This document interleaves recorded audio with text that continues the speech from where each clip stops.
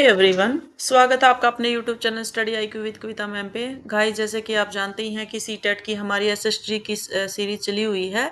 जिन भी स्टूडेंट का सीटेट का एग्जाम है और उनके लिए जिसमें 60 मार्क्स का पेपर आता है सीटेट में, तो वो एनसीईआरटी आती है 6 to 8 तक की। तो हमारी ये जो टॉपिक है ना, ये आपके सीटेट में आपका जो पीआरटी वाले है ना, उनमें भी इसमें से क्वेश्चन पूछा जाता है। जो 6 स्टैंडर्ड की बुक होती है, तो आप ज्योग्राफी में आपका इन्वायरमेंट का आता है ना, इन्वायरमेंट स्टडी वगैरह आती है, तो उसमें भी इसमें से क्वेश्चन आता है। तो पीआरटी वालों के लिए भी इम्पोर्टेंट और टीजीटी वालों के लिए तो है ही। और गाइज, इससे पहले कि मैं 4 चैप्टर इस ज्योग्राफी के पहले से ही करा चुकी हूँ। तो जिन्होंने वो वीडियो नहीं देखी ना, वो वीडियो को जरूर देखें, क्योंकि वो आपके कॉन्सेप्ट क्लियर पहले वो देखेंगे ना, तो आपके कॉन्सेप्ट क्लियर हो जाएंगे। और साथ में ना अपनी बुक एनसीईआरटी की बुक लेके जरूर बैठे, ये 6 स्टैंडर्ड की बुक है एनसीईआरटी की। ठीक है, तो चलिए चलते हैं आज हम अपने टॉपिक की तरफ। पृथ्वी की प्रमुख परिमंडल। ठीक है। जो हमारे प्रमुख परिमंडल कौन कौन से होते हैं, देखो हमारा जो हमारी अर्थ है ना, उसको चारों ओर से गैस, हवा, पानी, यानी सब कुछ जो है चारों ओर से इनको घेरे हुए हैं। ठीक है। तो अब देखो हमारे क्या है, ये जो जीवन के लिए सबसे महत्वपूर्ण चीज क्या होती है। आपको रहने के लिए क्या चाहिए, घर चाहिए। और आपको जीने के लिए किसकी जरूरत होती है, जल की जरूरत होती है, पानी की जरूरत होती है। और अगर आपको बात करें तो आपको मतलब सांस लेने के लिए किसकी जरूरत होती है, हवा की। अगर आपको ऑक्सीजन नहीं होगा, ये सब चीजें कहाँ पर मौजूद है, तो ये चीजें कहाँ पर मौजूद है, ये है अर्थ पे यानी पृथ्वी पे। और अगर हम बात करें फिर, तो ये तीनों के तीनों ना पर्यावरण के सबसे मोस्ट इम्पोर्टेंट यानी सबसे महत्वपूर्ण घटक है। इसके बिना जीवन यापन ही नहीं हो सकता। जल के बिना आप जी नहीं सकते, खाना खाए बिना आप 2 दिन 3 दिन रह सकते हो, लेकिन अगर आपको पानी ना मिले तो आप एक दिन भी जो है जीना मुश्किल हो जाता है। और हवा, आपको ऑक्सीजन अगर अच्छे से ऑक्सीजन ना हो, तो आपको देखा होगा कि आप हाइट पे जाते हो तो आपको ऑक्सीजन की मात्रा जो है कम होती जाती है। तो आपको ऑक्सीजन भी उतनी ही जरूरी है। और रहने के लिए मतलब वो जगह तो चाहिए, तो भूमि हमारे लिए उतनी ही जरूरी है। तो इसीलिए तीनों घटक जो है वेरी इंपॉर्टेंट है। जैसे हमारी जो पृथ्वी है, ये एक ऐसा मतलब ठोस पार्ट है जिसपे हम जीवन यापन जो है जिसपे हम रहते हैं, तो उसे क्या कहते हैं, भूमंडल कहते हैं। भूमंडल, भू मतलब भूमि, मंडल मतलब रहने का जो जगह होता है ना, तो उसको बोलते हैं भूमंडल। अब आता है गैस की वे परतें जिस जो पृथ्वी को चारों ओर से घेरती हैं, उसे वायुमंडल कहते हैं। देखो वायुमंडल, मंडल मतलब जहां पर वो चीजें उसको कवर किए हुए हैं। वायु, वायु मतलब जो उसमें आपकी गैस वगैरह जितने भी है, हवा है, तो ये सारी क्या होती है, उसको चारों ओर से घेरे हुए हैं। ठीक है। नेक्स्ट आता है जहां ऑक्सीजन, नाइट्रोजन, कार्बन डाइऑक्साइड, दूसरी गैसें जो है पाई जाती है। इसमें वायुमंडल में कौन कौन सी गैसें पाई जाती हैं, ऑक्सीजन, नाइट्रोजन, कार्बन डाइऑक्साइड और अदर जितनी भी गैसें हैं ये पाई जाती हैं। पृथ्वी के बहुत बड़े भाग पर जल पाया जाता है, जिसे जलमंडल कहते हैं। ये इजी है, ये आप कर लेंगे कि जहां पर जल ज्यादा पानी पाया जाता है उसी जलमंडल कहते हैं। जलमंडल में जल की सभी अवस्थाएं होती है। अगर हाँ ये पूछ लेता है कई बार, इसमें पीआरटी के लिए क्वेश्चन हो सकता है ये, कि बताइए जलमंडल में कौन कौन सी अवस्थाएं पाई जाती हैं, किस फॉर्म में मतलब किस फॉर्म में पाया जाता है। तो आपको पता ही है कि बर्फ के फॉर्म में पाया जाता है। आपने देखा होगा कि आप शिमला वगैरह जाते हैं, वहां पे लद्दाख में इधर जाते हैं, हाइट पे जाते हैं, तो वहां पे क्या होता है, बर्फ होती है। जल के फॉर्म में पाया जाता है, ये समुंदर है, ये किस में है, ये आपका समुंदर है, नदियां है, ये आपके ये तालाब वगैरह, ये किस में है, जल के फॉर्म में है। जल वाष्प होता है वो वाटर वेपर बोलते हैं कि उसको। ठीक है, जल वाष्प जिसको वाटर वेपर बोलते हैं। तो ये भाप के रूप में भी जो है पानी पाया जाता है, तीनों फॉर्म पाए जाते हैं, ये पीआरटी के लिए है। जीवमंडल एक सीमित क्षेत्र जहाँ स्थल, जल, हवा एक साथ सीमित होते हैं, जहाँ सभी प्रकार के जीवन पाए जाते हैं। ये भी आपका किसके लिए है, पीआरटी के लिए, कि जीवमंडल क्या होता है। जीव, जीव मतलब जहां पर मनुष्य रह सकता है। और रहने के लिए सबसे आवश्यक चीज क्या होती है उसको रहने के लिए, तो ये स्थल, जल और हवा तीनों है। ये सारी चीजें ना समझने की है, अंडरस्टैंडिंग बेस्ड है। आप है ना इसको रट्टा मत लगाना। देखो जीव मंडल, जीव मतलब जो सांस लेते हैं, जो लिविंग थिंग्स होते हैं उसको बोलते हैं जीव। और मंडल जिसको रहने के लिए जिन चीजों की रिक्वायरमेंट होती है, सबसे मोस्ट इंपॉर्टेंट चीज क्या होती है, फैसिलिटीज की बात नहीं कर रहा है, नीड की बात कर रहा है, जिसके बिना आपकी लाइफ संभव ही नहीं है, उसकी बात कर रहा है। ठीक है। उसकी बात कर रहा है जिसके बिना जीवन जो है संभव ही नहीं है। अब आता है आप इस टेबल की तरफ देखिए, जो टेबल दी हुई ना शब्द की उत्पत्ति। तो ये क्या हुआ है ग्रीक भाषा देखो, ये क्वेश्चन एग्ज़ाम में पूछा गया है, वेरी इंपोर्टेंट है तो इसको डबल टिक कर लेना। इसमें क्या पूछा है देखो, इसमें सबसे पहले तो लिथोस, लिथोस का मीनिंग क्या होता है? ये ना कई बार क्या होता है वो उसमें दे देता है मैच द फॉलोइंग में। कैसे देगा कि मैच द फॉलोइंग, एक तरफ दे देगा लिथोस और इधर ये जो इसके ऑप्शन में दिया हो ना ये दे देगा। तो आपको लिथोस का मतलब समझ में होना चाहिए कि पत्थर होता है। और एटमोस एटमॉस्फेयर आप बोलते हो ना, जैसे एटमॉस्फेयर, तो उससे आप इसको ना कनेक्ट करके देखना कि एटमॉस क्या होता है, एटमॉस्फेयर यानी जो आपके उसमें आपके इन्वायरमेंट में आप बोलते हैं ना कि आज का एटमॉस्फेयर तो ऐसा है, यानी आपकी जो एयर है, जो आपकी एयर में जो एनवायरमेंट है आपका, जो वो पोल्यूशन है या भी आपकी डस्ट है या आपकी ज्यादा गर्मी है, आज एटमॉस्फेयर कैसा है, तो ये वाष्प यानी वाटर वहां पे क्या होता है, भाप है। एटमॉस का मतलब होता है मतलब वाष्प है। ह्यूडर, ह्यूडर क्या होता है, जल। ह्यूडर क्या होता है, जल होता है। बायोस, बायोस होता है जीवन। आपने जो साइंस के स्टूडेंट उसको पता ही होगा कि बायोस जो वर्ड है ये साइंस में काफी यूज किया जाता है, तो उसके उसका होता है लाइफ यानी जीवन। तो ये जो दिया हुआ ना ये टेबल बहुत अच्छे से करना। और ये जो पूछा जाता है कि ये किस भाषा के शब्द है, कई बार एक शब्द दे देगा, बोलेगा किस भाषा का शब्द है, तो ये किसका है, ग्रीक भाषा का शब्द है। ऐसे ही क्वेश्चन पुट करता है वो, ठीक है। अब आता है भूमंडल, भूमंडल क्या होता है, पृथ्वी के ठोस भाग को भूमंडल कहा जाता है, ये मैं पहले बता चुकी हूँ। यह भूपट्टी की चट्टानों और मिट्टी की पतली परतों का बना होता है जिसमें जीवों के लिए पोषक तत्व पाए जाते हैं। ये देखो, जो भूमंडल होता है ना, भूपट्टी, भूपट्टी यानी भूमि का जो ऊपर का हिस्सा होता है ना, चट्टानों और मिट्टी की पतली परत से बनी होती है, जिसमें जीवों के लिए पोषक तत्व पाए जाते हैं। ये नेक्स्ट उसमें आपको ना इसकी काफी परतें दिखाई देंगी, इसकी जो लेयर्स होती है ना, आपने उसको देखा ना, अनियन को देखा है। अनियन में जैसे ये आप कैबेज की बात कर सकते हैं, कैबेज देखी है ना आपने, तो कैबेज में क्या होता है कि वो जो काफी लेयर होती है, एक लीफ उतारेंगे फिर उसके बाद दूसरी तीसरी, ऐसे ही आप इसको, हमारी जो अर्थ होती है इसकी काफी लेयर्स होती हैं।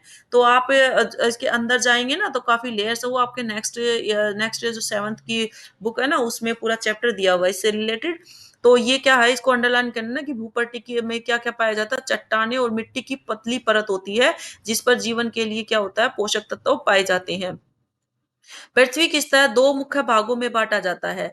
एक तो बड़ा भाग होता है स्थलीय भूभाग को महाद्वीपों के नाम से जाना जाता है, और बड़े जलाशयों को महासागरीय बेसिन के नाम से जाना जाता है। देखो, क्या है कि जहां पर हम रह रहे हैं ना, महाद्वीप, महाद्वीप क्या होते हैं, जो स्थलीय भाग होता है जहां पर हम रह रहे हैं। आपने देखा होगा ना कि जैसे पूछते हैं कि आपके महाद्वीप आते हैं, जैसे ऑस्ट्रेलिया है, अफ्रीका है, अमेरिका है, उत्तरी अमेरिका, दक्षिणी अमेरिका, ये क्या है? ये स्थलीय महाद्वीप है। कहाँ है? स्थलीय महाद्वीप है। और एशिया है, यूरोप है, ये क्या है? सारे महाद्वीप है जहाँ पे आप लोग रह रहे हैं। और जलाशय, ये कहता है बड़े जलाशयों को महासागरीय, यानी देखो, सागर में क्या होता है? पानी होता है, यानी जल ही जल होता है। और ये महा है, महा मतलब बड़ा। तो बड़े जो जलाशय होते हैं उनको क्या कहते हैं? महासागरीय बेसिन के नाम से जाना जाता है। यानी ऐसे अगर आप ऐसे पढ़ेंगे ना, महा मतलब बड़ा, सागर मतलब सागर, सागर में क्या होता है? पानी होता है, यानी जो महासागर है उसके अंदर पानी होता है, उसको महासागर बेसिन कहा जाता है। विश्व के सभी महासागर आपस में एक दूसरे से जुड़े हुए हैं। आपने कभी मैप देखा है? मैप में देखा होगा कि सारे जितने भी आपके ये जो ओशियंस हैं, आपके एक दूसरे से कनेक्ट है, एक दूसरे से लिंक करते हैं। समुद्री जल का तल सभी जगह समान होता है। तल की ऊंचाई को समुद्र तल से मापा जाता है। अब देखो, आपने कभी आपने सुना होगा कि माउंट एवरेस्ट की जो हाइट है वो कैसे मेजर की जाती है, कहाँ से की जाती है? जो आपकी समुंदर है ना, जो समुंदर क्या है, जो समुंदर के अंदर तक का है, उससे लेकर माउंट एवरेस्ट की जो ऊंचाई है वो हाइट मापी जाती है। जो भी ऊंचाई मापी जाती है किसी भी चीज की, तो आपकी मेजर करने का तरीका क्या होता है? आपकी स्थल की ऊंचाई को समुद्र तल से मापा जाता है, तब बताते हैं कि इसकी ऊंचाई, इसकी हाइट इतनी है, ठीक है। अब देखिए, इसके अंदर क्या दिया हुआ है, इसके अंदर दिया हुआ है, अब आप देखिए इसमें, इसमें क्या दिया, देखो ये आप, ये सारे के सारे क्या महाद्वीप हैं, ठीक है। ये सारे सारे महाद्वीप दिए हैं, उत्तरी अमेरिका, दक्षिणी अमेरिका, यूरोप, एशिया, अफ्रीका, ठीक है, अंटार्कटिका, ये अंटार्कटिका। तो ये सारे क्या है? ये महाद्वीप ही तो हैं। इसमें हैं अंटार्कटिका की, तो इसमें क्या है, अब ये देखो, ये जो है ना आपका प्रशांत महासागर, ये सबसे बड़ा महासागर है। ये ओवल की शेप में है, ऐसे पूरा का पूरा ओवल्स की शेप में है। जैसे ओवल देखा ना आपने, एग देखा है एग, तो उस शेप में है ये। और अगर हम बात करें, जैसे ये अटलांटिक महासागर है, ये हिंद महासागर, ये आपका इंडिया है, ये इंडिया है, और ये हिंद महासागर है। ये दक्षिणी महासागर है, ये आर्कटिक महासागर, ये एक दूसरे से आप भी मैप में देख सकते हैं, सारा सभी का सभी क्या है, एक दूसरे से लिंक्ड है। सारा का सारा क्या है, लिंक किया हुआ है सारा का सारा। ये एक दूसरे, देखो कहीं से भी आप देखेंगे तो ये सारा एक दूसरे से ऐसे अटैच है, पूरा सभी एक दूसरे से मिला हुआ है ये। ठीक है ना? तो ऐसे ही आपका क्या है कि ये उसमें पढ़ा था ना आपने कि ये एक दूसरे से जो जितने भी महासागर हैं, ये एक दूसरे से क्या है, कनेक्ट किए हुए हैं सभी के सभी। ठीक है? हाँ, अब ठीक है। तो अब बात करते हैं ये। हाँ, विश्व का सबसे ऊँचा ये आप अंडरलाइन कर लेना कि माउंट एवरेस्ट की बात मैंने अभी करी थी आपके सामने। तो जो माउंट एवरेस्ट की हाइट की बात करते हैं, हाइट पूछता है ये। ये पीआरटी के लिए भी इम्पोर्टेंट है और टीजीटी के लिए भी इम्पोर्टेंट है। ठीक है? ज़्यादातर क्वेश्चन जो है पीआरटी में पूछा जाता है, बताइए माउंट एवरेस्ट की जो ऊँचाई है समुद्र तल से कितनी है? तो 8,848 मीटर ये ऊँचा है। कहाँ से है? समुद्र तल से, ध्यान रखना। विश्व का सबसे गहरा महासागर, यानी जो प्रशांत महासागर है, सबसे गहरा महासागर कौन-सा है? प्रशांत महासागर है। इसकी जो उसकी बात करते हैं तो ये मेरियान गर्त में जो मेरियाना गर्त है ना इसकी, जो डीप में जो जगह है ना इसकी, जो प्रशांत महासागर के उसको बोलते हैं मेरियाना गर्त, जिसकी गहराई की बात करें तो 11,022 मीटर है। ठीक है? तो ये ध्यान रखना आपको कि इसका ये जो पूरा का पूरा दिया हुआ ना ये, इसकी पहले माउंट एवरेस्ट की जो ऊँचाई है वो समुद्र तल से इतनी कितनी है, 8,848 मीटर ऊँचा है। और प्रशांत महासागर सबसे डीप जो उसका पॉइंट है वो मेरियाना गर्त नाम से जाना जाता है। ठीक है? ये क्वेश्चन पूछा गया है, इसकी हाइट अगर गहराई की बात करें तो 11,022 मीटर है। समुंदर की गहराई पृथ्वी के सबसे ऊंचे भाग से इतनी अधिक भी हो सकती है। मतलब ये कह रहा है कि आप इमेजिन करके देखें क्या इतनी हो सकती है। अब आते हैं, एक बार बॉक्स कर लेते हैं, महाद्वीप करने की बजाय बॉक्स कर लेते हैं पहले। न्यूजीलैंड के एडमंड हिलेरी और भारत के तेंजिंग नोर्गे शेरपा 22 मई 1953 को पृथ्वी के सबसे ऊंचे शिखर माउंट एवरेस्ट पर चढ़ने वाले पहले व्यक्ति थे। ये आप बॉक्स जरूर देखें, बॉक्स से क्वेश्चन उठाता है वो। ये कहता है कि न्यूजीलैंड का रहने वाला था ये एडमंड हिलेरी, और भारत का रहने वाला था तेंजिंग नोर्गे शेरपा। इन्होंने 29 मई 1953 को कहाँ पर, माउंट एवरेस्ट पर चढ़े थे सबसे पहले ये। और जापान की जुको ताइबे विश्व की पहली महिला थी जिसने 16 मई 1975 को एवरेस्ट पर कदम रखा था। ये थी जापान की। अगर विश्व की बात करें तो जापान की रहने वाली थी ये, नाम क्या था, जुको ताइबेई विश्व की पहली महिला थी। ठीक है? और एवरेस्ट पर अगर इंडिया की बात करती है तो थी विदेश की बात, विश्व की बात। ठीक है? विश्व में अगर पूछे, विश्व में पूछे तो जुको ताइबेई आ जाएगी। और अगर इंडिया की बात करें तो बचेंद्री पाल आ जाएगी। क्या आ जाएगी? बचेंद्री पाल भारत की पहली महिला थी जिन्होंने 1984 में 23 मई 1984 को कदम रखा था माउंट एवरेस्ट पे। ठीक है? तो विश्व की पूछे तो ये जापान की जुको ताइबेई था, और इंडिया की पूछे तो बचेंद्री पाल थी। अगर उसकी इस पे माउंट एवरेस्ट की बात करें, अगर ये क्या थे, ये तो मैन थे, ये वाले जो थे ये क्या थे, ये मैन थे। और अगर ये बात करें तो ये वुमेन थी। ये दोनों डिफरेंस देखना है आपको ध्यान से। ठीक है? डिफरेंस क्या क्या है, ये महिलाओं की बात कर रहा है और ये आपके आदमियों की बात कर रहा है। आदमियों में न्यूजीलैंड का रहने वाला था और भारत का ये तेंजिंग था। और उसकी इंडिया इसकी बात करें, महिलाओं में बात करें तो जापान की रहने वाली थी और इंडिया की बचेंद्री पाल थी। अब आते हैं इसके महाद्वीप की। महाद्वीप क्या है? पृथ्वी पर 7 महाद्वीप हैं। एशिया, यूरोप, आपको ये याद रखनी है, आपको ये पता होना चाहिए कि 7 महाद्वीप कौन-कौन से हैं। एशिया, यूरोप, अमेरिका, ठीक है? उत्तर अमेरिका, दक्षिण अमेरिका, ऑस्ट्रेलिया और अंटार्कटिका, ये तो आपके महाद्वीप हो गए। अब यहाँ से क्वेश्चन बनते हैं कैसे? देखो एशिया जो है सबसे बड़ा क्या है, महाद्वीप है। यह पृथ्वी के कुल क्षेत्रफल का 1/3 भाग है। इसमें क्या करेगा, इसमें से है ना वो क्वेश्चन बना बता देगा, पूछेगा कि इसमें बताइए कि इसमें इसकी सब विशेषता नहीं है। अगर लेंथी क्वेश्चन बनाता है ना तो ऐसे ही बनाता है कि इसकी विशेषता नहीं है।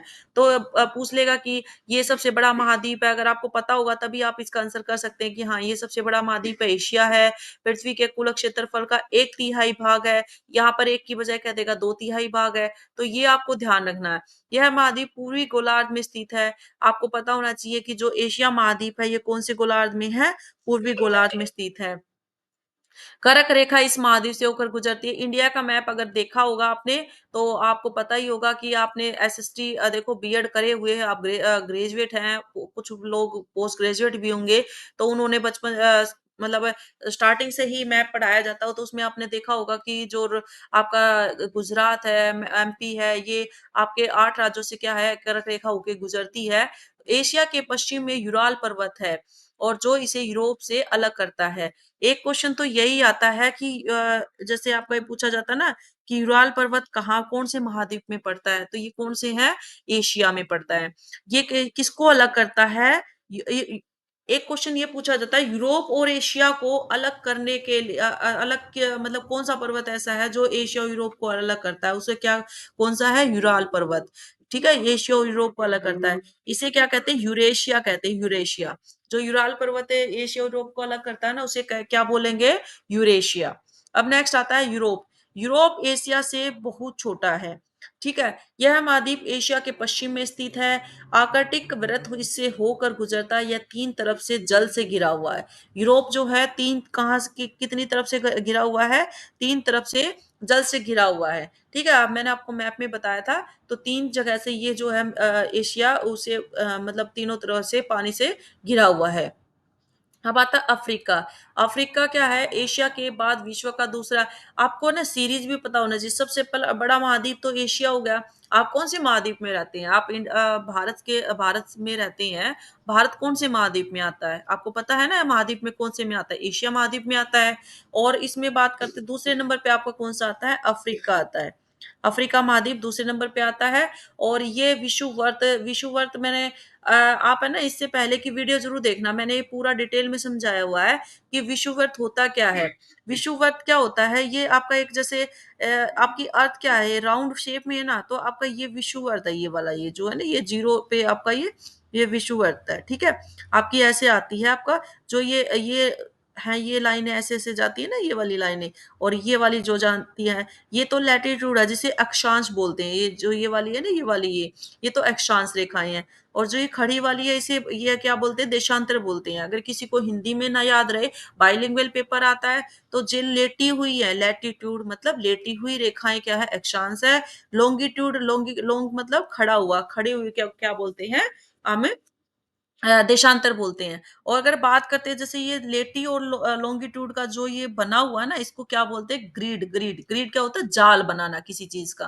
ठीक है, ये आप इससे पहले की वीडियो में देखेंगे ना, बहुत अच्छे से समझ में आ जाएगा।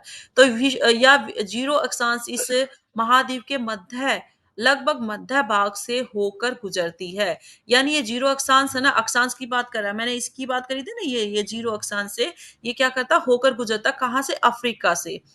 अफ्रीका का बहुत बड़ा भाग उत्तरी गोलार्ध में स्थित है। यानी अफ्रीका अगर बात करें तो आधे मतलब ऐसे मान सकते हैं आप 70% जो है आपका नॉर्थ में है और जो 30% आपके साउथ में पड़ता है। यही एक ऐसा महाद्वीप है जिससे होकर तीनों चीजें, ये क्वेश्चन पूछा जाता है, इसको डबल अंडरलाइन करना कि ऐसा कौन सा महाद्वीप है, ऐसा कौन सा कॉन्टिनेंट है जिससे होकर कर्क रेखा, विषुवत और मकर तीनों रेखाएं ही आपकी जो है क्रॉस करती है, तीनों होकर गुजरती हैं, वो है आपका अफ्रीका।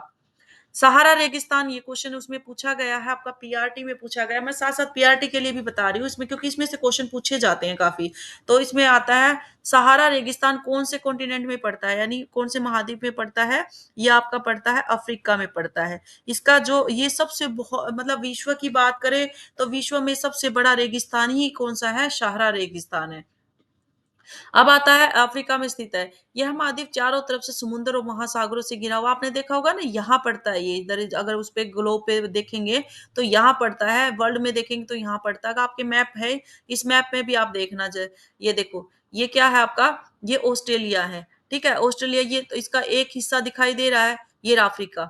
ये देखो, ये अफ्रीका दिखाई दे रहा है। ये अफ्रीका क्या है, यहाँ से ये आप देखेंगे चारों तरफ से, ये देखो इस समुंदर से घिरा हुआ है, ये चारों तरफ से समुंदर, ये इसको क्या है, ये महासागर, ये चारों तरफ से है। या देखो, यहाँ से अटलांटिक महासागर है, यहाँ से हिंद महासागर है, नीचे दक्षिण सागर है, ऊपर ये देखोगे भूमध्य सागर है, ये ऊपर क्या है, ये भूमध्य सागर दिया हुआ है। तो ये चारों तरफ से क्या हुआ है आपका, उससे समुद्र से, महासागर से घिरा हुआ है, पानी से घिरा हुआ है।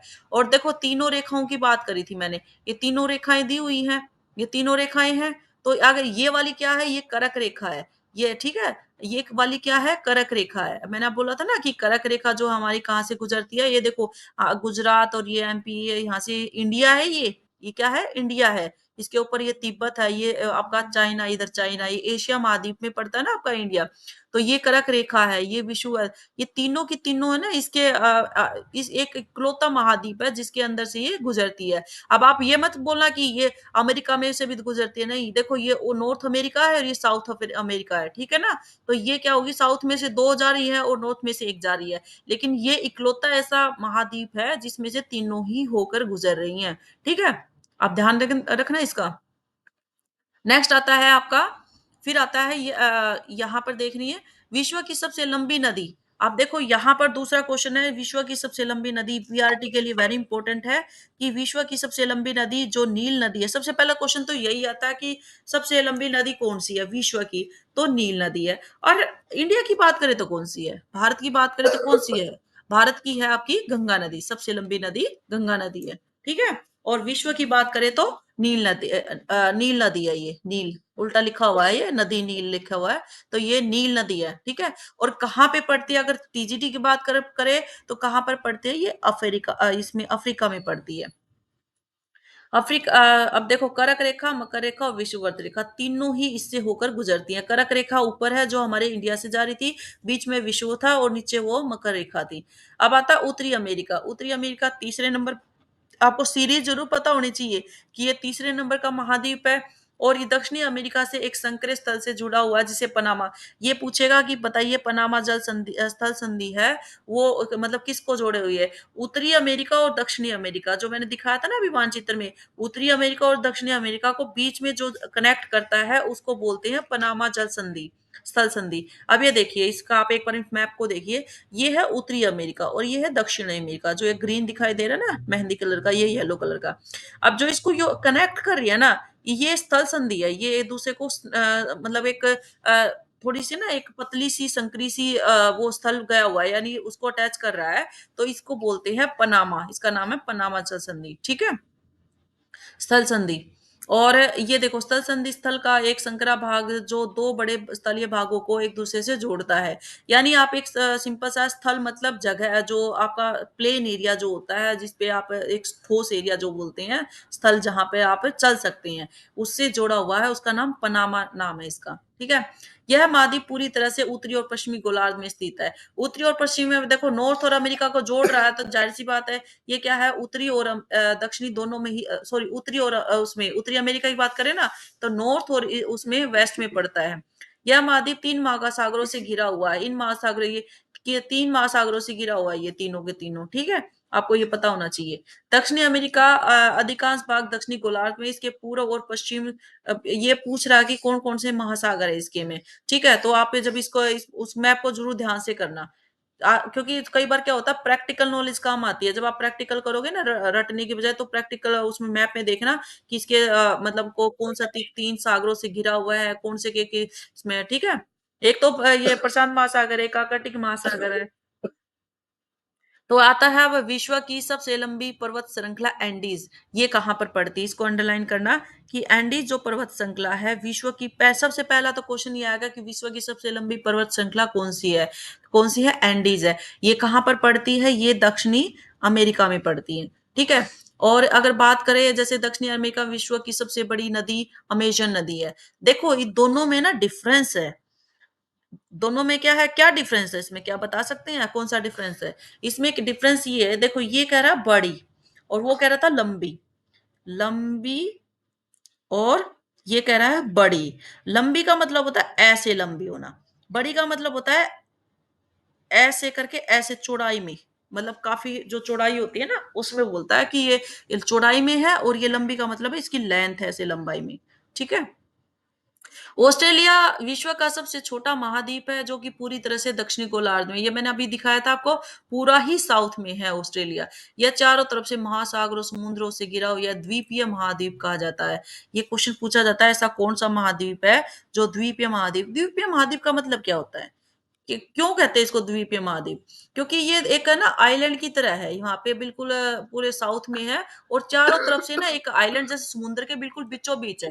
चारों तरफ से क्या है, ये पूरी तरह से उसमें मतलब पानी से घिरा हुआ है। तो ये एक महाद्वीप कॉन्टिनेंट भी हो गया और एक आइलैंड भी होगा, इसीलिए इसको क्या बोलते हैं, महाद्वीप बोला जाता है। अंटार्कटिका, अंटार्कटिका आप जानते ही हैं पूरा बर्फ से भरा मतलब कवर किया हुआ और दक्षिणी गोलार्ध में पड़ता है। ये दक्षिणी ध्रुव इस महाद्वीप के मध्य में स्थित है। दक्षिणी ध्रुव आप इससे पहले की वीडियो में देखना, उसमें मैंने बताया हुआ है, जो उसमें पूरा का पूरा नॉर्थ, उत्तरी ध्रुव, दक्षिणी ध्रुव, इसको क्या बोलते हैं, इस पे आपका ना आइस ही आइस होती है, जो उत्तरी ध्रुव है उस पे भी आइस होती है और दक्षिणी ध्रुव पे भी आइस होती है। अक्षेत्र है, यह हमेशा मोटी बर्फ की परतों से ढका हो, या किसी प्रकार का कोई स्थानीय मानव निवास नहीं कर सकता। वहां बिल्कुल बर्फ ही बर्फ है, वहां रहना इम्पॉसिबल है, वहां रह ही नहीं सकता। यहाँ पर एक चीज है उसका ध्यान रखना, पूछा जाता है क्वेश्चन, या किसी यहाँ पर क्या है, शोध केंद्र है, कहाँ, किसका, किसका शोध केंद्र है, भारत का। तो यहाँ पर भारत का शोध केंद्र है, जहां पर रिसर्च वगैरह होती है ना, शोध केंद्र, भारत का शोध केंद्र। इसका नाम क्या नाम रखा गया है, इसका नाम है मैत्री और भारती। ये कहाँ पर है, अंटार्कटिका में है। क्वेश्चन देखो, कहाँ पर पड़ता है, अंटार्कटिका में है। भारत का शोध केंद्र कहाँ पर है, अंटार्कटिका में। और इसका नाम क्या है, मैत्री और भारती। जल, अब आता है जल मंडल। जल मंडल आपको नाम से ही पता चल रहा है, पृथ्वी को क्या कहा जाता है, नीला ग्रह कहा जाता है। क्यों कहा जाता है, क्योंकि ये 71% इसका जो पार्ट है वो जल से ढका हुआ है, और 29% भाग आपका स्थल है। ठीक है। जलमंडल में जल के सभी रूप होते हैं, आपको अभी बताया था, सागर है, नदियां हैं, झीलें हैं, हिम, हिम का मतलब होता है बर्फ, जहां पर हिम नदियां यानी बर्फ की जो नदियां होती हैं उसको हिम कहते हैं। भूमिगत जहां पर आप रह रहे हैं, वायुमंडल मतलब वायु, जहां पर आपकी जितनी भी ये है ना, क्या बोलते हैं, जितना भी आपकी गैस वगैरह है आपका, आपको पता है ना, जो आपकी पानी है वो किस किस फॉर्म में होता है, वो वाटर वेपर के फॉर्म में भी तो पाया जाता है ना पानी। तो पृथ्वी पर पाए जाने वाले जल का 97% से अधिक भाग महासागरों में पाया जाता है। देखो जल हमारी अर्थ में ना वैसे पानी की कमी नहीं है, पर 97% जो जल है वो महासागर में, और महासागर का आपको पता ही है पानी कैसा होता है, आपका नमकीन पानी होता है, पानी उसमें क्या होता है, नमक ही नमक होता है, वो यूजलेस है, उसका कोई यूज नहीं है। अगर वो यूज वाला होता, वो खारा पानी नहीं होता, तो हमारी अर्थ पे पानी की कमी नहीं होती। तो वो इतना ज्यादा खारा है कि उसमें आपको, आप पता ही है, ये देखो, ये दिया हुआ है उत्तरी अमेरिका, दक्षिणी अमेरिका, ये कॉन्टिनेंट दिए हुए हैं आपके। आप अगर वहां से अगर नहीं पूरा है तो आप एक बार इस टेबल को थोड़ा सा पढ़ लेना, आपको सारे कॉन्टिनेंट पता चल जाएंगे। और इसमें देखो ये ना थोड़ा शेप वाइज दिए हुए हैं कि सबसे बड़ा कौन सा है, उसके सेकंड नंबर पे कौन सा है। ठीक है। सेकंड नंबर जैसे बात करें अफ्रीका हो गया, थर्ड नंबर फिर ये नॉर्थ अमेरिका, दक्षिण अमेरिका। ठीक है। तो ये सारा आपका बिल्कुल शेप वाइज दिया हुआ है, मैं ब्लॉक्स बना रखे हैं, ब्लॉक से भी आप अच्छे से इसको कर सकते हैं। ये देखो, कौन सा बड़ा है, यूरोप, ऑस्ट्रेलिया, सबसे बड़े महाद्वीप का नाम बताइए, तो इस तरह क्वेश्चन पुट करता है। मानव के उपयोग में नहीं आ सकता शेष जल का बहुत बड़ा भाग बर्फ की परतों और हिमनदियों भूमिगत जल के रूप में पाया जाता है। जल का बहुत कम भाग अलवण जल के रूप में पाया जाता है जो मनुष्य के इस्तेमाल में है। नीले ग्रह में रहने के बावजूद भी हमें पानी की कमी महसूस होती, क्यों महसूस होती है, ये आपको रीजन पता चल गया। इसमें ऐसा कुछ भी नहीं है, आप बिल्कुल इसमें सारा मतलब आपको सबको पता है, जो ग्रेजुएट करके आए उनको पता है कि सागर जो है नमकीन है, उसमें नमक की अधिकता पाई जाती है, अधिकता होने के कारण वो पानी जो है हम उसका जल यूज नहीं कर सकते। महासागर, महासागर क्या होता है, महा मतलब बड़ा, सागर मतलब देखो, एक होता है सागर, सागर को बोलते हैं सी, इंग्लिश जो इंग्लिश मीडियम है उनको पता होगा कि जो सी होता है वो सागर यानी छोटे लेवल पे, और महा मतलब बड़ा, महासागर मतलब ओशियन। जलमंडल का बहुत बड़ा भाग है, यह आपस में एक-दूसरे से जुड़े हुए हैं। महासागरीय जल हमेशा गतिशील रहता है, जैसे आपकी बात करते हैं तरंगे, ज्वार-भाटा, महासागरीय धाराएँ, महासागरीय जल 3 मुख्य गतियाँ हैं। बड़े से छोटे आकार के आधार पर अगर बात करें तो 5 महासागर प्रमुख हैं। पा कितने महासागर हैं? 5। कई बार क्वेश्चन पूछ लेता है, पीआरटी में पूछा जाता है कि बताइए कितने महासागर हैं? तो कितने हैं? 5 हैं। कौन-कौन से हैं? प्रशांत महासागर, अटलांटिक महासागर, हिंद महासागर, दक्षिणी महासागर, आर्कटिक आर्कटिक महासागर। तो ये आपको पता होना चाहिए, इनके नाम पता होना चाहिए, ठीक है? तो कई कई बच्चे तो ऐसे होते हैं अरब सागर को भी उसमें महासागर में ऐड कर लेते हैं, ठीक है? तो ये देखो महासागर की अगर जल की गतियाँ की बात करते हैं, तरंगे ज्वार-भाटा होती हैं इसमें, ठीक है? और महासागरीय धाराएँ जो आपने वेव्स बोलते हैं ना, वेव्स होती हैं। प्रशांत महासागर सबसे बड़ा महासागर है, यह पृथ्वी के 1/3 भाग पर फैला हुआ है। सबसे बड़ा इस आपको इतना याद रखना है कि ये सबसे बड़ा महासागर है और पृथ्वी का 1/3 हिस्सा इसने कवर किया हुआ है। पृथ्वी का सबसे बड़ा भाग जो है मेरियान करती मैं पहले स्टार्टिंग में बता चुकी हूँ, ठीक है? इसको बार-बार रिपीट करने का कोई फ़ायदा नहीं है। अब ये देखो वृत्ताकार में है, वृत्ताकार मैंने बताया था ना ओवल शेप में है ये वृत्ताकार है, वृत्त के आकार का है ये। कौन सा सागर है? ऐसा कौन सा सागर है, महासागर है जो वृत्त के आकार का है? ये प्रशांत महासागर है। एशिया, ऑस्ट्रेलिया, उत्तर और दक्षिणी अमेरिका इसके चारों ओर स्थित है।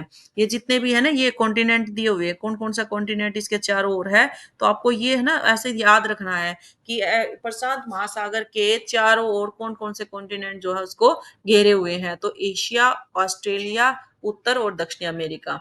ठीक है? प्रशांत महासागर के चारों ओर इन महाद्वीपों की स्थिति अब ये आता है अटलांटिक महासागर। अब ये जितने भी महासागर है ना इनकी शेप का अब देखो यहाँ क्वेश्चन जिस हिसाब से पूछा जाता है ना वही बताऊंगी इससे ज्यादा पढ़ने की जरूरत नहीं है। अटलांटिक महासागर दूसरा सागर महासागर है इसमें अगर बड़ा उसमें छोटे बड़े में बात करें तो और ये है ना एस के आकार का ये क्वेश्चन पूछा जाता है कि ऐसा कौन सा सागर है महासागर है जो एस के आकार का है तो ये अटलांटिक महासागर है। इसके पश्चिमी किनारे पर उत्तर और दक्षिणी अमेरिका है तथा पूर्वी किनारे पर यूरोप और अमेरिका है। आप इसको ना वैसे एक बार पढ़ के और उसके बाद है ना आप है ना जो वो दिया हुआ था ना वो वर्ल्ड मैप वो जो मैप दिया हुआ था जो मैंने जो समझाया था आपको उसको एक बार देखना उसको देख के इसको प्रैक्टिकल करेंगे ना तो उसको अच्छे से लर्न होगा आपको ठीक है। तो अगर इसकी बात करें अटलांटिक महासागर की तट रेखा बहुत अधिक तंदूरित है ये पूछा जाता है। ये पूछा जाता है कि अटलांटिक महासागर की जो तट रेखा है वो कैसी है तंदूरित ठीक है तंदूरित यह अनियमित और तंदूरित तटरेखा प्राकृतिक पोताश्रो और पतनों के लिए आदर्श स्थिति है। ये अंडरलाइन करना। ये पूछा जाता है कि अनियमित जो वो होती है पोताश्रय पोताश्रय क्या होते हैं जो ये आपका ये चलता है ना ये जो बोट्स वगैरह आती हैं जो आप व्यापार के लिए जो काम किया जाता है तो वो होते हैं इसके लिए व्यापार की दृष्टि से ये सबसे व्यस्त महासागर है ऐसा कौन सा महासागर है जिससे आप ट्रेड जो चलता है ना एक देश से दूसरे देश में जो कंट्री में जो सामान आता जाता है तो ये जो महासागर है कौन सा अटलांटिक महासागर सबसे व्यस्त सबसे बिजी महासागर है और इसमें जो इसकी रेखा है वो कैसी है तंदुरित है और ये इसके क्या काम आता है इसकी रेखा किस लिए आती है प्राकृतिक पोषक स्रोत पत्नों के लिए आदर्श स्थिति है हिंद महासागर ही एक ऐसा महासागर है जिसका नाम किसी देश के ना ऐसा कौन सा महासागर है जिसका नाम किसी देश के नाम से है किसके नाम से है हिंद मतलब हिंदुस्तान ठीक है तो हमारे भारत के नाम से है यह महासागर लगभग त्रिभुज के आकार का है इसकी ये जिसकी शेप बता रही हूँ ना जो हिंद महासागर है ये ऐसे है त्रिभुज के आकार का त्रिभुज जैसे ट्रायंगल बनती है ना त्रिभुज के आकार का है उत्तर में एशिया पश्चिम में अफ्रीका और पूर्व में ऑस्ट्रेलिया स्थित है अगर इस जो हिंद महासागर आपका ऊपर क्या है देखो उत्तर की बात करते हैं देखो आपका ये जो इंडिया है यहाँ पर इंडिया है इंडिया के नीचे हिंद महासागर पढ़ते हो ना आप श्रीलंका पढ़ते हो ना श्रीलंका जो नीचे पड़ता है और वो हिंद महासागर है तो इसके उत्तर में तो एशिया हो गया ये तो आप ऐसे कर लोगे पश्चिम की बात करें तो आप मैप जैसे अफ्रीका और पूर्व में आपका ऑस्ट्रेलिया पड़ता है इधर दक्षिणी महासागर अंटार्कटिका महाद्वीप को चारों ओर से घेरता है यह अंटार्कटिका महाद्वीप से उत्तर की ओर 60 डिग्री दक्षिणी अक्षांश तक फैला हुआ है 60 डिग्री डिग्री कौन सी दक्षिणी अक्षांश तक ये फैला हुआ है आर्कटिक महासागर उत्तर ध्रुव वर्त में स्थित है और यह उत्तर ध्रुव वर्त के चारों ओर फैला हुआ है यह प्रशांत महासागर से छिछले जल वाले एक संकरे भाग से जुड़ा हुआ है जिसे बेरिंग जल संधि कहते हैं क्या कहते हैं बेरिंग जल संधि बोलते हैं इसको, किसको? जो मैं अंडरलाइन करवाती जा रही हूँ ना, उसको अच्छे से कर लेना, क्योंकि इसी में से ही क्वेश्चन पूछा जाता है। यह उत्तर अमेरिका के उत्तरी तटों यूरेशिया से घिरा हुआ है। यूरेशिया मैंने बताया था, यूरेशिया का मतलब क्या होता है? यूरोप और एशिया को मिला के यूरेशिया बना हुआ है, ठीक है? अब आता है ये क्वेश्चन वेरी वेरी इंपॉर्टेंट है। इसमें से क्वेश्चन बहुत पूछा जाता है, इसे तो वेरी वेरी मतलब आप इसको स्टार कर लीजिए, 5 स्टार कर लीजिए इसको तो। कैसे? देखो इसमें पूछा जाता है, ये क्या करेगा, इसमें से उठाता है। जैसे एरोप्लेन के लिए जो आप एरोप्लेन वो करते हैं ना, मैं आपको ना इसकी बजाय ना इसमें से बताती हूँ, क्योंकि आपको प्रैक्टिकल जो जाएगा ना आपका पिक्चर से माइंड में बिल्कुल सेट हो जाएगा। इसमें क्या कहता है देखो, यहाँ से आप लैंड एरिया से देखेंगे तो आप पूछेंगे कि एरोप्लेन को उड़ने के लिए कौन-सी आपकी कौन-सा मंडल ऐसा है जिसमें आपका एरोप्लेन मतलब उड़ता है, ये जो फ्लाई करता है। तो ये आपका कौन-सा है? क्षोभ मंडल, सबसे नीचे वाली जो परत है आपकी वो काम आती है। ठीक है? उसके बाद अगर बात करें जैसे आपके ये रॉकेट्स वगैरह होते हैं ना, आपका ये वो वाले रॉकेट्स की बात नहीं कर रही। जैसे आपके ये वायुयान वगैरह उड़ते हैं ना, तो ये आपके कौन से उसमें पाए जाते हैं? सब तापमंडल में पाए जाते हैं, ठीक है? तो आप अगर ये जैसे ये आपका आता है रॉकेट्स हैं, ये चीज़ें हैं। और एक क्वेश्चन अभी पूछा गया था अभी किसी एग्ज़ाम में पूछा गया था कि बताइए जो सैटेलाइट है वो कौन से मंडल में जो सेट होती है? ये आयन मंडल में सेट होती है। जो ये सैटेलाइट होती है ना आपकी जो सैटेलाइट के थ्रू ही तो आप ये पूरा का पूरा व्यू नीचे का वो देख पाते हैं, तो ये आपके आयन मंडल में यहाँ पे सेट कर रखी है, ठीक है? अब आता है वायुमंडल। हमारी पृथ्वी चारों ओर से गैसों से भरी हुई होती है, जिसे वायुमंडल कहा जाता है। ये आपको पहले ही समझा चुकी हूँ मैं। वायु की वह पतली सी परत इस ग्रह का महत्वपूर्ण और अटूट भाग है। यह हमें ऐसी वायु प्रदान करती है जिससे हम लोग सांस लेते हैं। यह वायुमंडल हम लोगों को सूर्य की कुछ हानिकारक किरणों से बचाता है। यानी कोई ये जो हानिकारक किरणें जो होती है ना, ये जो ये मंडल होती है ना, तो ये हमें क्या करता है, जो हानिकारक, क्योंकि सूर्य की किरणें डायरेक्ट आएंगी। आप ये बताओ, ऊपर से डायरेक्ट आएंगी, तो ये जितनी भी है ना, ये हमें जितनी भी उसके साथ बहुत मतलब जो हमें नुकसानदेह होती है वो क्या होता है, ये उनसे हमें बचाती है। बहुत सारी लेयर होती है, इनके हाइट भी पूछता है कई बार, तो यहाँ पे इसके ये बताइए इसकी कितनी हाइट है, इसकी कितनी हाइट है, ठीक है? इसकी 50 किलोमीटर तक है और इसकी 80 किलोमीटर तक, ऐसे पूछता है। वायुमंडल 1600 किलोमीटर की ऊंचाई तक फैला है। ये वायुमंडल किसकी बात कर रहा है? ये चारों की बात कर रहा है। कभी बोलो कि मैम ने ये बताया था कि ये तो 50 वो है। ये एक सिंगल सिंगल की बात करी है। जो सौरमंडल है 50 किलोमीटर पे है। ये आपका समताप मंडल है, ये 80 किलोमीटर पे है, यानी इससे 30 ऊपर। तो ये अगर ये टोटल की बात कर रहा है कि ये 1600 किलोमीटर की ऊंचाई तक फैला हुआ है। ठीक है? तो ये आप इसको वायुमंडल को अंडरलाइन कर लेना, क्योंकि वैसे तो मैं समझा चुकी हूँ, बाकी आप इसको अंडरलाइन कर ले, क्योंकि क्वेश्चन पूछता है। वायुमंडल को उसके घटकों, तापमान और अन्य के आधार पर 5 परतों में बाँटा गया है। ये इसकी परतें दी गई हैं। सौर मंडल है।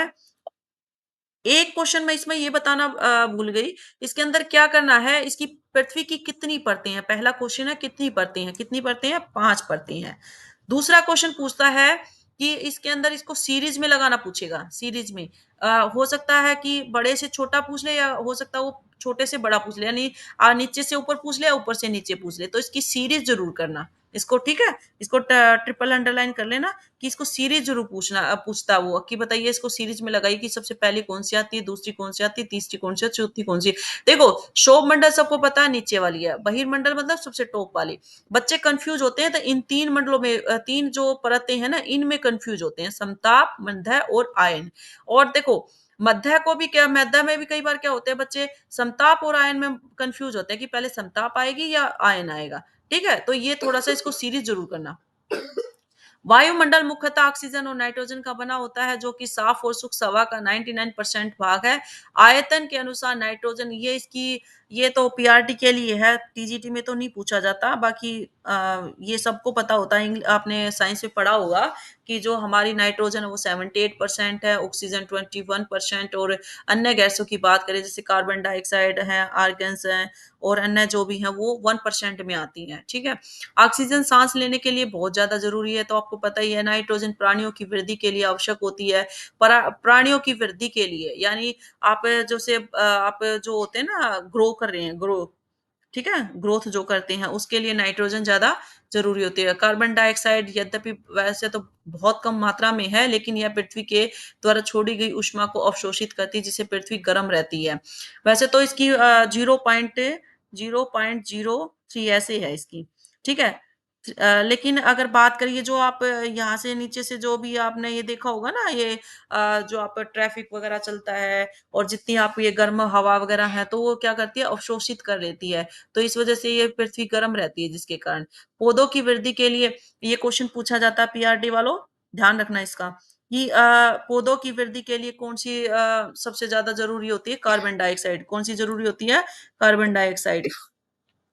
ठीक है, पौधों की वृद्धि के लिए कार्बन डाइऑक्साइड ज़्यादा ज़रूरी होते हैं। ऊँचाई के साथ वायुमंडल के घनत्व में भिन्नता आती है। यह घनत्व समुद्री तल पर सबसे अधिक होता है और जैसे-जैसे हम ऊपर की ओर जाते-जाते तेज़ी के साथ हमारा घनत्व बढ़ता जाता है। ये मैं स्टार्टिंग में मैंने आपको बताया था जैसे हाइट पे जैसे-जैसे जाते जाएँगे, पहला हमारा घनत्व जो है वायुमंडल का नीचे की बात करेंगे उसमें और ऊपर जाएँगे। आपने देखा होगा ना आप किसी भी प्लैनेट पे आप उड़ते रहते हैं। क्यों उड़ते रहते हैं? क्यों उड़ते रहते हैं? तो वो इसलिए उड़ते रहते हैं क्योंकि हमारा घनत्व क्या होता है, कम हो जाता है। ये क्वेश्चन हाँ, ये क्वेश्चन पूछा जाता है, इसको अंडरलाइन कर लो कि ग जो अगर घनत्व की बात करते हैं ना, तो पूछता है कि बताइए ये घनत्व हमारा बढ़ता है या घटता है? तो ये आप अंडरलाइन कर लेना, ठीक है? ये क्वेश्चन आता है। नेक्स्ट आता है पहाड़ों पर पर्वतारोहितों को रोहियों को हवा के घनत्व में कमी होने के कारण सांस लेने में कठिनाई आती है। ऊंचाई पर सांस लेने के लिए उन्हें अपने साथ ऑक्सीजन सिलेंडर लेकर जाना पड़ता है। जैसे जैसे हम ऊपर की ओर जाते हैं तापमान भी घटता जाता है। इसको अंडरलाइन करना, ये क्वेश्चन बहुत ज्यादा पूछा गया है कि पर्वतारोही अपने साथ सिलेंडर क्यों लेके जाता है, क्या रीजन है, कारण पूछता है कि क्या कारण है, क्या उनको घनत्व कम होता है, क्या बढ़ता है या उनका सम्मान रहता है, इस तरह से क्वेश्चन पूछता है। और मैं बार-बार ये पीआरटी कर रही हूँ ना, पीआरटी खाली पीआरटी के लिए नहीं है, टीजीटी में ही पूछा जाता है। टीजीटी में क्या होता है कि वो एक ही क्वेश्चन को ना घुमा के और लेंथी वे में दे देता है, उसके रीज़न पूछ लेता है। और पीआरटी में क वो क्या करता है डायरेक्ट पूछ लेता है कि भई ऐसे बताइए। आजकल तो पीआरटी का भी काफ़ी लेंथी पेपर बनने लगा। ठीक है? ये मत सोचना कि पीआरटी, पीआरटी कर रही हैं, तो ये टीजीटी के लिए तो है ही। वायुमंडल पृथ्वी पर दबाव डालता है। यह एक स्थान से दूसरे स्थान पर अलग-अलग होता है। कुछ क्षेत्रों में हमें अधिक दाब महसूस होता है, जबकि कुछ क्षेत्रों में कम। वायु उच्च दाब से देखो, ये अंडरलाइन करो। वायु उच्च दाब से निम्न दाब की ओर बहती है।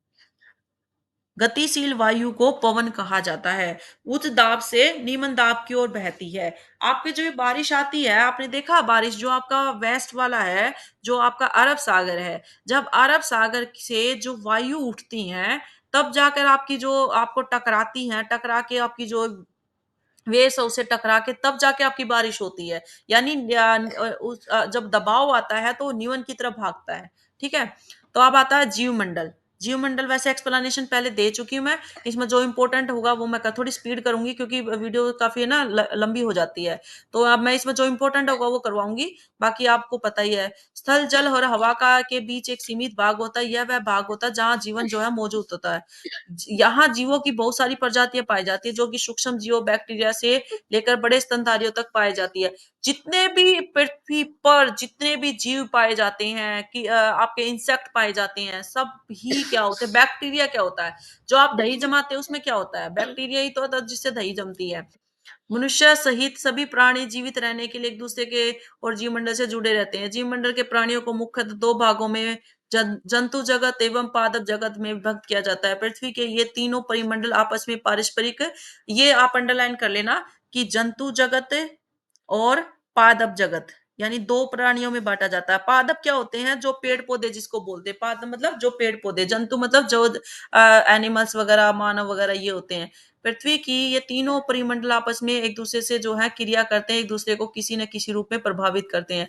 आपने वो देखा ना ये क्या बोलते हैं साइकिल होता है जो आपने साइकिल देखा होगा कि वो ये उसमें पीआरटी में क्वेश्चन आता है कि जैसे वो ये जो ग्रास ऊपर है किसको खाता है फिर उसको कौन खाता है उसको कौन खाता है तो ये पूरा साइकिल चलता है तो ये वही बात कर रहा है कि ये जो जीव-जंतु हैं, ये एक-दूसरे पे निर्भर रहते हैं और नहीं अगर ऐसा एक-दूसरे पर निर्भर ना हो, कोई किसी को ना खाए, तो आपको पता है इस पे पृथ्वी पे क्या होगा? रहने के लिए जगह ही नहीं रहेगी इतनी क्योंकि आपको पता है एक मानव की ही इतनी वो नहीं होती जितनी इंसेक्ट एक दिन में बहुत सारे इंसेक्ट पैदा हो जाते हैं। लकड़ी और खेती के लिए वनों को काटा जाए, तो इसे ढलुआ भाग पर मिट्टी का कटाव तेजी से होने लगता है। इसी प्रकार प्राकृतिक आपदाएँ जैसे भूकंप से पृथ्वी की सतह पर परिवर्तन हो जाता है। सुनामी के कारण अंडमान निकोबार द्वीप समूह का भाग कुछ भाग पानी में डूब जाता है। झीलों और नदियों में दूषित पदार्थों के प्रभावित होने से उनका जल मानव के इस्तेमाल के लायक नहीं रहता। यह जल दूसरे जीवों को भी नुकसान पहुँचाता है। उद्योग तापीय विद्युत संयंत्रों, गाड़ियों का उत्सर्जित पदार्थ वायु को प्रदूषित करता है। कार्बन डाइऑक्साइड वायु का एकमात्र घटक है महत्वपूर्ण घटक है लेकिन कार्बन डाइऑक्साइड की मात्रा में वृद्धि के कारण पृथ्वी के तापमान में वृद्धि हो जाती है।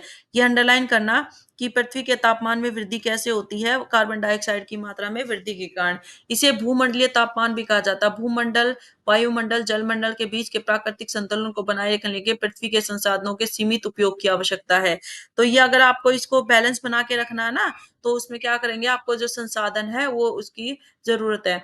देखो बीच में ना ये क्वेश्चन वैसे इंपॉर्टेंट है ये सुनामी का मतलब ये क्वेश्चन आएगा नेक्स्ट ईयर में आएगा कि सुनामी क्या होती है और सुनामी के कारण कौन से कहाँ पर क्या मतलब क्या इफेक्ट आता है तो ये अंडमान निकोबार द्वीप समूह है उसमें ये जो है डूब जाती है नीलो और उसका जो इसका नदियों का पानी जो है वो दूषित हो जाता है और प्राकृतिक आपदाएं जैसे भूकंप से पृथ्वी की सतह में परिवर्तन आता है ये प्राकृतिक आपदाएं हैं जितनी भी हैं ठीक है इसको अंडरलाइन कर लेना तो गाइस ये एक्सरसाइज जरूर करना ये जो दो क्वेश्चन दिए हुए हैं ना ये क्वेश्चन ये वाला क्वेश्चन और ये जो थर्ड वाला क्वेश्चन है इनको दोनों को पहले चैप्टर करके इसको सोल्व करने की कोशिश करना पहले पहले सोल्व मत करना इसको सबसे पहले आप चैप्टर को अच्छे से समझना रीड करना और उसके बाद इसको इस एक्सरसाइज के जो क्वेश्चंस है ना उनको सोल्व करना आप देखना बिल्कुल आपको कॉन्फिडेंस आएगा कि हाँ हमने अगर ये एक्सरसाइज सोल्व कर ली तो आपको कॉन्फिडेंस आएगा कि हमें मतलब तैयारी करने से